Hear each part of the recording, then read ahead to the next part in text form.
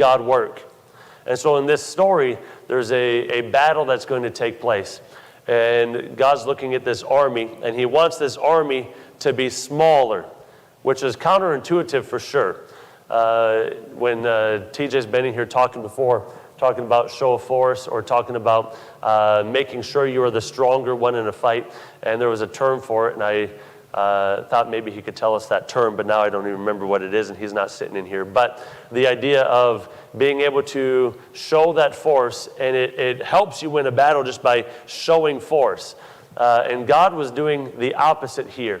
So if you remember last week, we were talking from the book of Corinthians and the Apostle Paul and his weaknesses, and glorying in tribulation and in reproaches and in necessities and persecutions, and desiring to see God be strong when he is weak.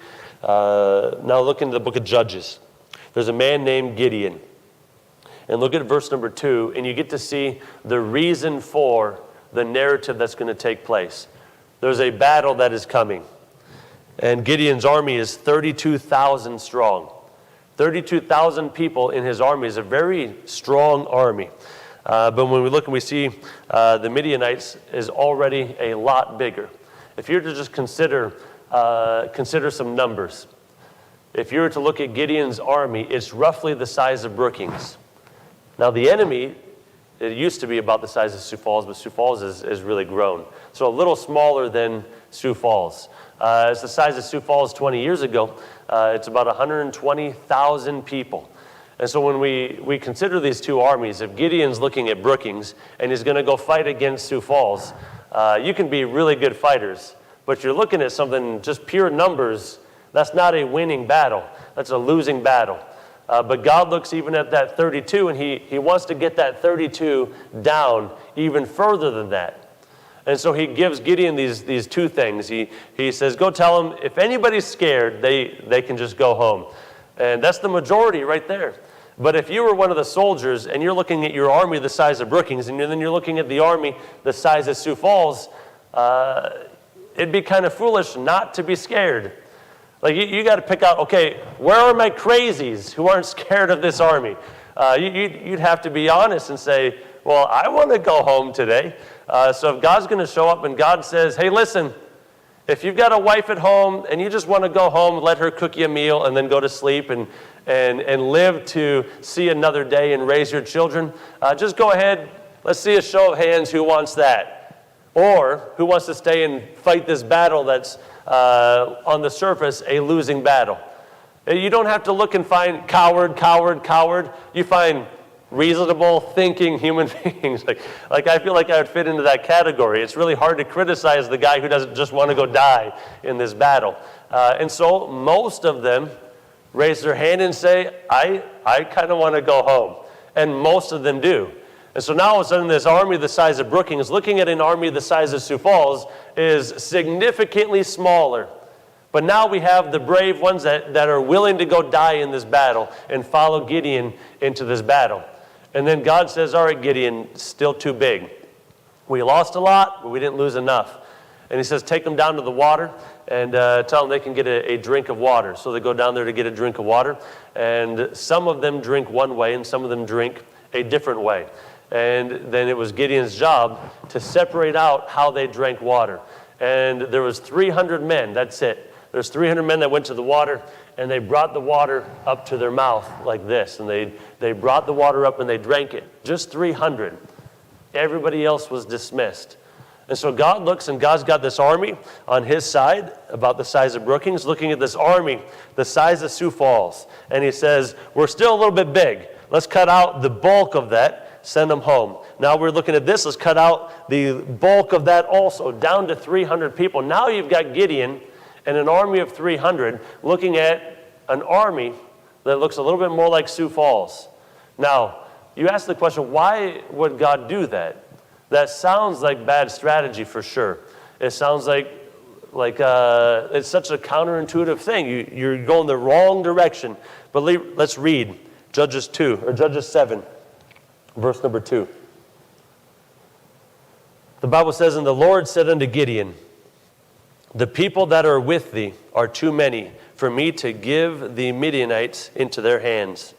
lest Israel vaunt themselves against me, saying, mine own hand hath saved me. Now these are God's chosen people. But God, even looking at his own chosen people, he knows if they can take any credit at all, they will. They're taking all the credit they can get. And God wanted them to be as weak of an army as they can. He wants all those numbers to be brought very low. Because if anybody looks and sees this battle, you have to be able to decide definitively that something supernatural happened. Everybody on one side dies, and everybody on the other side survives. That's not a battle that takes place naturally. You think about how every single person in that army, all 300 of them, you start to do math, and you start to think, okay, well that's roughly 3 people for every 1,000. And then you think 110,000? Shoot, every single person there has to kill about 400 people in this battle without dying? You start to look at the numbers, and it's a near impossible thing to even believe that it took place. And so if you begin to look at those numbers, every one of these 300, they're going to run out there and they're going to win this battle, and these are the numbers. And the numbers are so insurmountable that when you get to the end of the story, it has got to be God.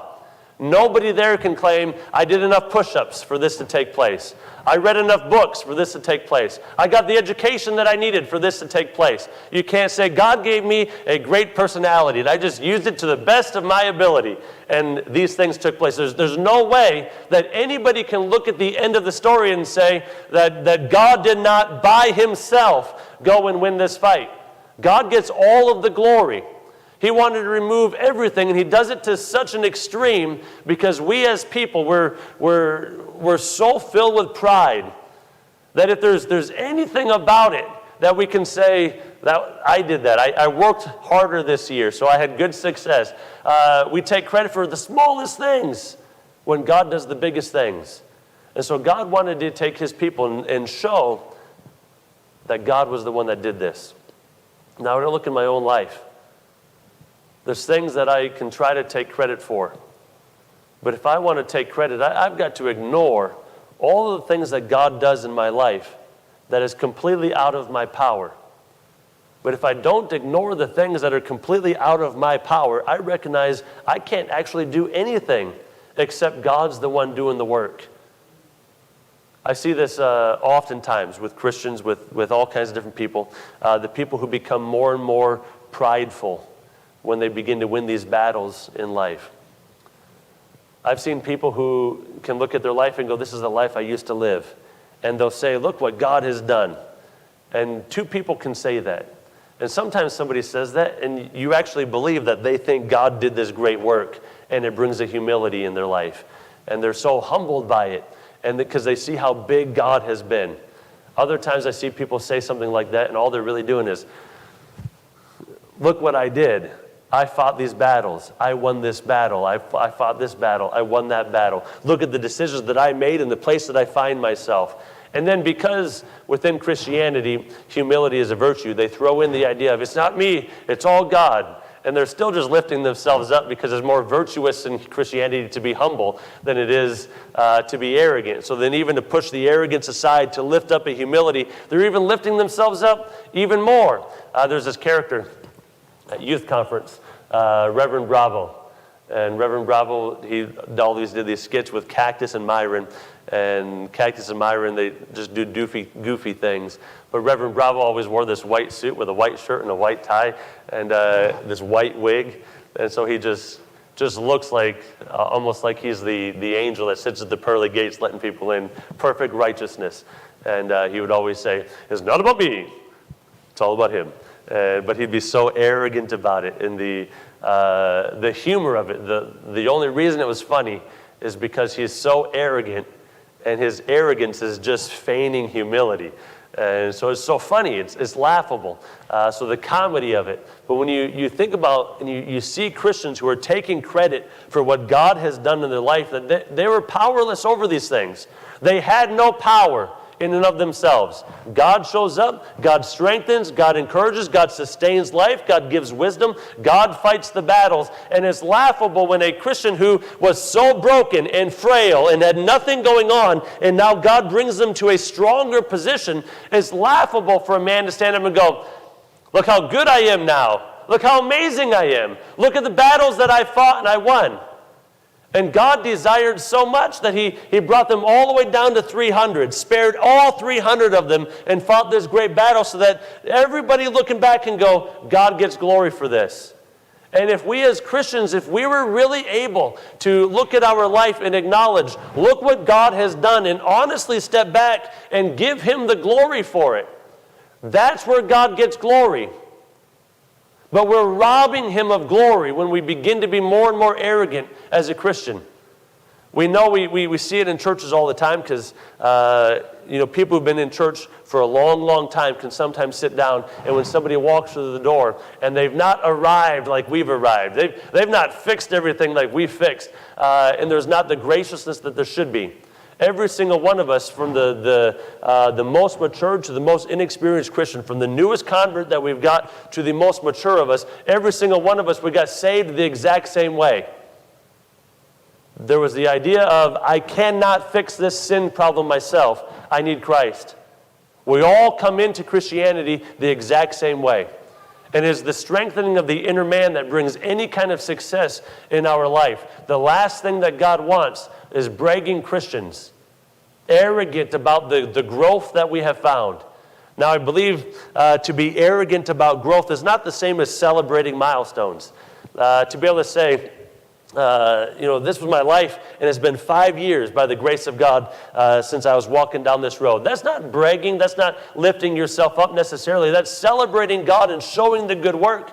There's no problem with the 300 for the rest of their life, telling their children and their grandkids and their great-grandkids that I was involved in this battle. And, 80 years ago, I was part of Midian's army that fought this battle. There's nothing wrong with that, as long as God is still the one getting the glory. You can even say it was the greatest honor of my life. I was so blessed to be one of them people that even though we were just frail men, we got to see God do an amazing thing. And I got to partner with God, and God was involved, and God fought this battle, and I want my kids to know God did this. I want my grandkids to know God did this. I want the stranger in the land who shows up and needs some help from one of the children of Israel, one of God's people. I want them to know, look what God did. And God gets the glory from that. And when you consider that every battle that you have ever fought, that God has given you any strength to endure through, is a story, just like this story. And the story that God has given you is a story that you can point to other people and say, look how good God is in my life. And I'd say one of the worst things and the biggest loss that a Christian has in their testimony, it's not just that they're arrogant and they're prideful and they're not giving God that glory, but you're robbing other people of an opportunity to see what God has done in your life. You're robbing God of glory that desires to shine a light in somebody else's life. We've got to humble ourselves. And in humbling ourselves, it's recognizing weakness. And weakness is not a bad thing when it comes to the Christian life. Look at 1 Corinthians chapter 1. 1 Corinthians in chapter number 1. What makes the story of Gideon amazing is the length that God goes to bring it as low as possible so he could maximize the glory, because he just made the disparity between the two so big. When you look and you see the sin in our lives and the struggles that we have, the bigger disparity that we can have in our own spirit and our mind and our personality and the way that we talk about things, the greater disparity that we have between the battle that was fought and the strength that was our own strength, the greater disparity, the greater the glory that we're able to give to God. And look at what God says in 1 Corinthians chapter number 1. Look at verse number 27. But God hath chosen the foolish things of the world to confound the wise. And God hath chosen the weak things of the world to confound the things which are mighty. And the base things of the world, and the things which are despised, hath God chosen. Yea, the things which are not, to bring to naught the things that are, that no flesh should glory in his presence. It's really powerful words there. When you consider some things, when you see somebody who is weak in a very physical way, and you get to see their spirit, it motivates you. There's this friend I've got, I've gone kayaking with him. We just went kayaking a handful of weeks ago. He's 13 years sober now. Things are going well for him. He's a friend. We were on the wrestling team together way back in the day. So Brian and I and my friend went kayaking together. Anyway, he's got it's his nephew, born without arms and legs. He's just a torso. But I remember when we were young, this kid was the happiest kid. And it's really something. He would climb stairs with his chin as a little kid. So like this big. He'd put his chin on there and he'd lift up a little bit and he'd push the rest of the way up with his head, and his just torso would just like lob up, almost like rolling upstairs. And the kid was so happy. Sense of humor, funny. He always did these little tricks. And trampoline, he could do a trampoline. Incredible core strength, because it's the only strength he's got is his abs. But we've watched him grow up. And when you look at somebody who doesn't have all of the tools, and yet they seem to be doing better than a lot of people with 2 arms and 2 legs, you're like, wait a minute. It really captures your attention. Now, that wouldn't necessarily be a spiritual application so much, because you don't look at him and go, wow, this guy's a man of God. But you do see somebody without arms and without legs racing up the steps, doing different tricks, doing these different things. It captures your attention, because in your mind, you look and you go, this person should just be laying around all day. You cut my arms and my legs off, I'm just laying around all day. You know, this shouldn't be how this is going, but it captures the attention. Every single place we ever watched him go, everybody's looking, everybody's watching, everybody wanted to see, how does this work? And he had these little, I'm not trying to get all into this, but it's almost like he had like a finger in his arm and had like 2 fingers out of his leg. It was just the weirdest little thing. And I mean that respectfully. I just don't have any other words for it. But everybody was drawn to it. They wanted to see, because this shouldn't be happening. He shouldn't be happy about it. He shouldn't be able to move. He shouldn't be able to do these things. It was amazing. And when we look and we see within Christianity, God says, I'm going to choose the things that shouldn't work. I'm going to make those things work. The things that are not, I'm going to use those to destroy the things that are. I'm going to use the things that aren't to beat the things that are. I'm going to take what doesn't seem to make sense, and I'm going to use those things. And now it's going to work. And everybody's going to be able to look and see, God must be involved in this, because it shouldn't be that way. Just like Gideon. So when we look and we see within the New Testament, the Apostle Paul talking about how the church works. He's saying the church is going to work just like that battle with Gideon. We're going to do what doesn't seem to make sense so that God can get glory for it. And I think that that's neat. When we look in, there's an illustration I could give. I don't have a lot of time to walk through it, but I went to Hyles-Anderson College. And Hyles-Anderson College was founded by 2 guys, Hyles and Anderson. So that'd be Russell Anderson and Jack Hyles. Jack Hyles was the preacher. Russell Anderson was the philanthropy. He was the giver, the mover and shaker, all these businesses and things and lots of money. And so together, they partnered together, started Hyles-Anderson College. Jack Hyles comes from a drunkard's home. His dad was not a kind man. His dad was not a saved man. And he would fight with his dad and different things like that. It just wasn't a good situation. But he wasn't raised in a preacher's home. And he talks about the day he surrendered to preach. And everybody looked at him like, you? Like, what are you going to do to preach? He talks about the first time he went to preach, and he got up, and he starts crying. And he said he's always heard these preachers say that God gives a message. God gives a message. And so you get up and you just preach the message that God gives you. And in his testimony, he talks about how he got up in this old country church, probably less people than there are even here this morning for Sunday school. And he gets up and he says, you know what? God forgot to tell me what to say. And he got up, he didn't have anything to say. And that was his first message that he ever preached. And so then he just opens up his Bible and reads a verse and looks up and reads another verse and looks up. And that's how he fumbled through it. And that guy went and built a church that has the biggest bus ministry in the history of the world. Biggest bus ministry. When I was in college at Hyles-Anderson College, the church has this whole street, and it's several blocks long of school bus, just row after row after row of school buses. And every single Sunday, all of those school buses disperse from the church. They cover the entire Chicagoland area, picking kids up and bringing them to church. And not only those, but there's all these school bus companies that rent to all of the public schools all the days of the week, Monday through Friday. And on Sunday, they rent all of those buses to this one church.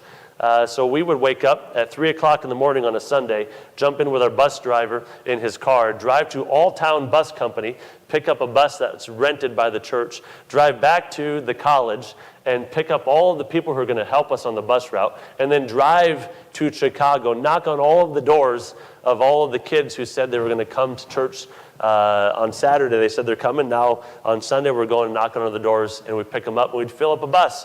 And it's a rented bus, and we'd come back to the church. And there's so many buses. On Sunday morning, we're driving down the interstate, and it's 4 or 5 lanes all the way. And you can just look. There's one of our church buses. Back there's one of the whole interstate in Chicago is filled with buses all going to the church. When we would get to, it'd be the Dolton exit.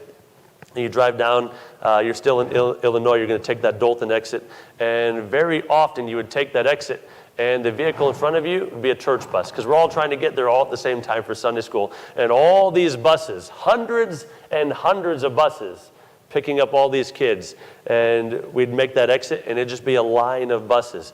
We'd get up to the church, we'd open the door, everybody'd jump out, and then we'd go park, and we'd fill this street all the way down the street. For blocks and blocks and blocks, there'd be bus after bus after bus parked there. Thousands and thousands of kids. And every section of Chicago is divided into divisions, and then divisions are divided into bus routes.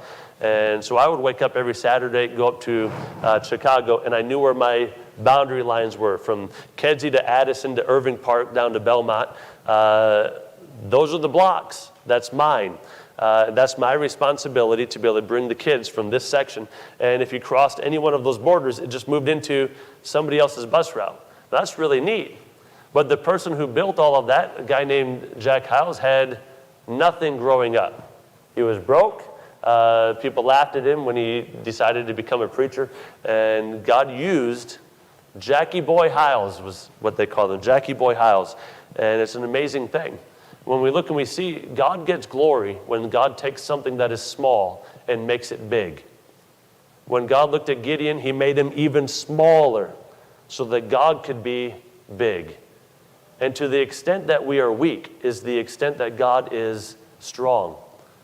If I'm strong enough to preach my own sermon, God doesn't involve himself in it. Now just think about that.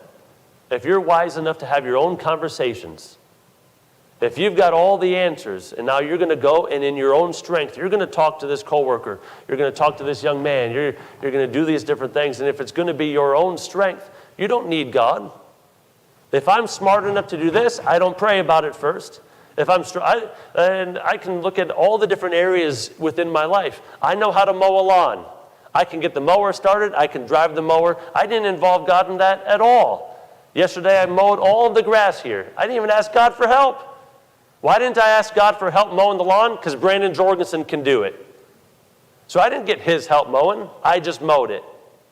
Now, when you think about the importance of mowing the grass and doing different things like that, maybe you can say, well, God doesn't need to get involved with mowing the grass. Surely that might be true. But there's a lot of areas in my life where I really need God working. And I treat it the exact same way as mowing the grass. Because sure, I can do that. I can preach this message. I can have this conversation. I can raise my kids. I can run my finances. I can fix my marriage. I can solve the problem of sin in my life. I can fix this addiction. I can clear my mind. I can deal with my emotions. I can do all these things. And if I can do it, then God doesn't have to, and I don't involve him at all. But if my army is 300 and I'm looking at the enemy at 110,000, I better get God. But when I begin to slow down and realize, wait a minute, that's a big battle. But I want to be honest and say, do I really want to depend on myself to raise the children that God's given me? Do I want to depend on myself to have the marriage that God wants me to have? Do I want to depend just on me to have these conversations when we're talking about life and death situations, eternal situations? This person's lost, doesn't have faith, and I'm the believer that God's going to send? I better recognize I'm a 300 guy. I don't want to fight this battle without God showing up. Let's get him involved. Recognize how weak you are and how big God is. And realize you need him in your life. Lean on him. Go to him in prayer. Allow him to be the strength to your weakness. But when we don't humble ourselves, I can fight this battle. I can raise these kids. I can do this marriage. I can do this job. I can mow this lawn. I can fix this problem. I'm just doing it all by myself. Then we wonder why we spin our wheels so often. Step number 1, I am powerless. Just recognizing I'm powerless. The rest of it doesn't matter. You don't get involved with God. You don't reach out to your higher power until you realize what you've got isn't enough. And that's the truth about every single area of our life. Let's go ahead. We'll close in a word of prayer because I'm out of time. Lord, I thank you for an opportunity to gather together. I thank you for the work that you do in our hearts and in our minds. Help us to lean on you more than we do, realizing we are smaller than we think, and you are bigger than we realize. Bless the hour that's coming. Bless our teenagers. Give them courage. Help it to be an encouragement to the rest of us as well. We love you. Thank you for loving us. In Jesus' name, amen. You're dismissed this morning.